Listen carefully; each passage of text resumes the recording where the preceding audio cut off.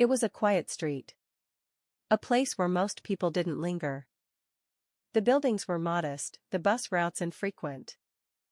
But at the corner near the old bakery, the one that closed before sunset, leaving only the scent of flour and thyme in the air, there was a bench with chipped. That was the bus stop. No shelter. No light. Just the outline of routine pressed into a slab of pavement. He stood there every evening. Always around the same hour, when the sky turned soft and silver, and headlights began to float like fireflies on the distant road. He didn't pace. Didn't check the schedule. Didn't look down at his phone. He just stood. Calm. Still. Waiting, not for the bus, it seemed, but for the moment to pass.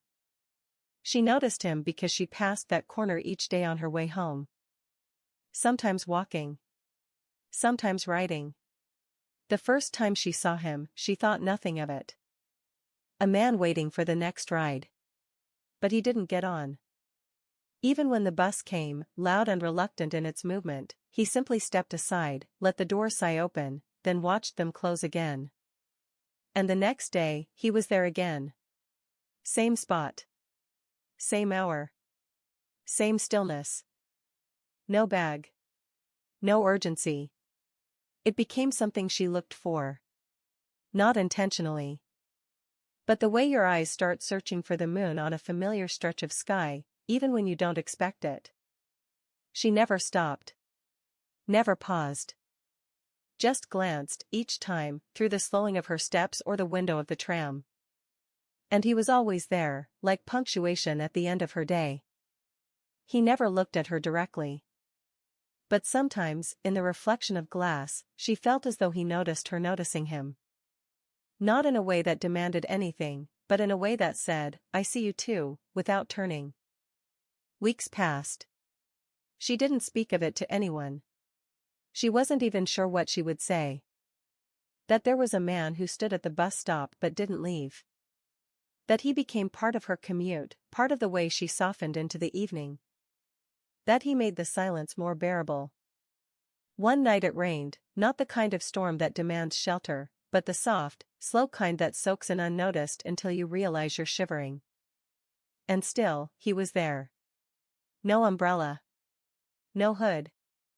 Just standing, his collar damp, water sliding slowly down his sleeves.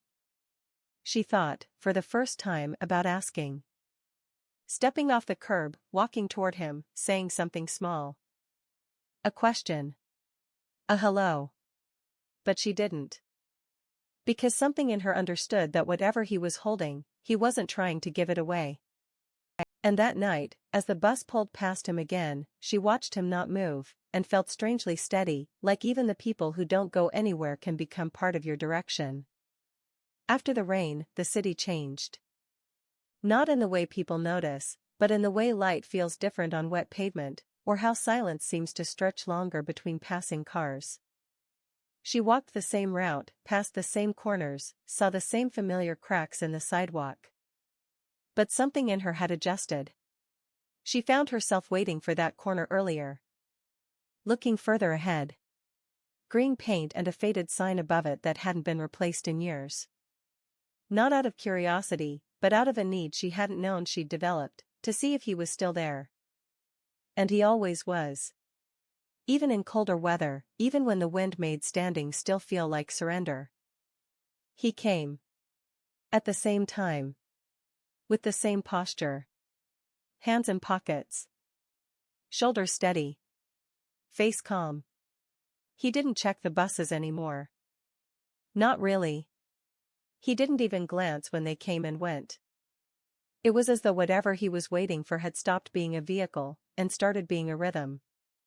She'd long stopped trying to explain it to herself. There was no story, no meaning, no puzzle to solve. It was just, a man at a bus stop. And her, passing by. Night after night. Something in her softened near him, not because of who he was, but because of what he wasn't asking her to be. Then one evening, everything shifted, not loudly, not clearly. But finally. She was walking. Late. The sun was nearly gone. The sky turning that deep, smudged blue that never lasts long enough. And when she reached the corner, something was different. He wasn't looking at the road. He was looking at her. Not directly. Not with intensity. Just, openly. As if, after all this time, he'd allowed the moment to be real. Not just parallel. Not just side by side. But something acknowledged. She slowed. Not enough to stop. Not enough to change what had always been. But enough for them to meet, not in motion, but in stillness. Their eyes caught, not long, not sharp, just enough to say everything that neither of them had said. She didn't smile. Neither did he. But the quiet between them changed shape. Not fuller. Not louder. Just, closer. She walked on. Heart strangely calm. Like a note finally struck after holding its breath. The next night, she came the same way. He was there. And as she passed, without pausing, without turning, she said nothing. But she knew he saw her. And he knew she knew. And that was enough. Because some people never board the bus. Some people just stand quietly where others pass, and in doing so, they become a place. A rhythm. A presence so steady it teaches you how to return to yourself, just by showing up.